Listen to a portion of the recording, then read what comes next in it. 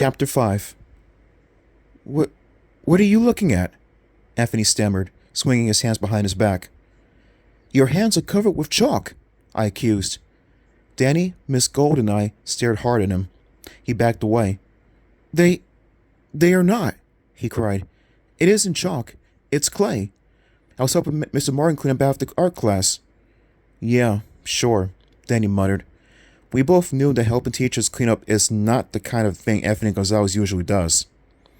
I've got to go, Anthony said. He hurried out of the room. He's got to go wash off the evidence off his hands, Danny said. I'll bet Anthony did this, I replied. He wanted to be in charge of the carnival, but no one wanted him. Yeah, I bet he's jealous, Danny agreed. Miss Gold shook her head. I can't believe Anthony would do this, she murmured. The kids in this school are so nice. Nothing like this has ever happened here. But it did happen, I thought. Somebody in this school is not so nice. Amanda started driving me crazy as soon as I got up the next morning. Help me arrange my Barbies today, she begged. I want to line them all up in order, from prettiest to ugliest. I sighed. Amanda, all Barbies look exactly the same. One can't be prettier than another. That's not true.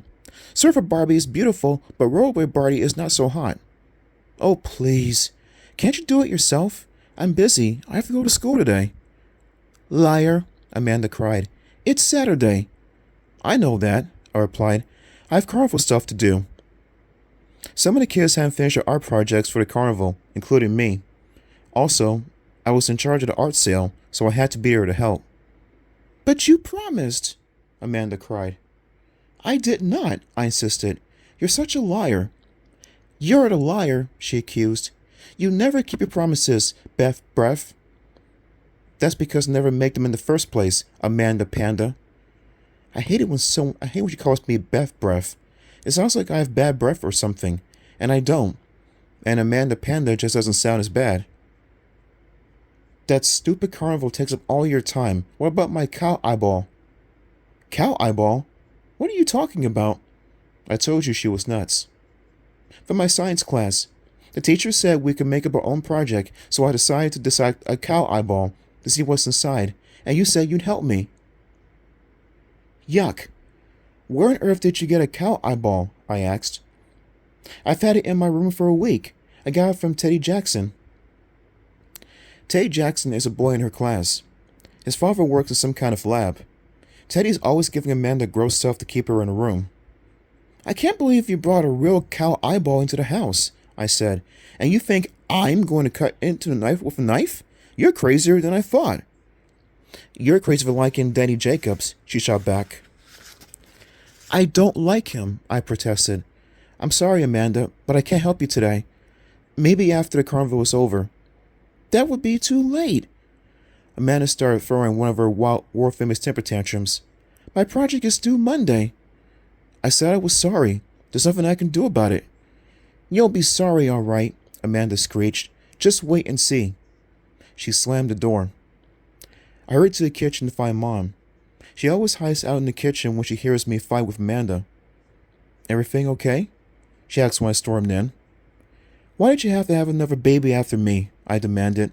I would have been so happy as an only child. Mom just shook her head. Someday you'll be glad to have a sister. I didn't think the day would ever come, but I kept my mouth shut. I had something else in my mind. Where's the bird? I asked. Did you take him to the vet? Mom nodded. The vet put a splint on his wing. I bought a little cage for it on my way home. It's out on the back porch. I went out to the porch. The little bird sat quietly in the cage. Mom had left him in a pile of birdseed. It didn't look as if he'd eaten much of it. How are you, little bird? I cooed. How's your broken wing? His wing was bandaged and it looked heavy. Poor little guy, I thought. He doesn't look too good. I decided to name him Chirpy. I knew it was a stupid name, but I couldn't think of anything better. I sat outside on the porch for a while. I thought it would be nice to keep Chirpy company. After a while, Mom called me in to lunch. How's the bird doing, honey? She asked. Not so great, I answered. Maybe it'll be buried tomorrow, Mom said. Amanda, did you see Beth's bird? She should have let Anthony run over it, Amanda muttered. How can you be so mean? I demanded. You and your cow eyeballs. I'm not speaking to you, Beth Breath, Amanda said. Good, I replied. I don't want to hear anything you have to say anyway. Girls, Mom pleaded. The rest of the lunch was pretty quiet. We talked to Mom, but we wouldn't talk to each other. I wish your father was here, Mom grumbled. That was the way on a business trip. Every time he goes out of town, you girls start fighting. After lunch, I hurried to my room. I had to get ready to go to school.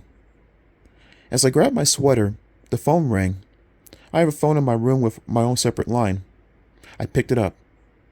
Hello? Stay away, a strange voice whispered. The voice was muffled, as if someone was trying to disguise it. Stay away. I'm warning you. Don't go to school today.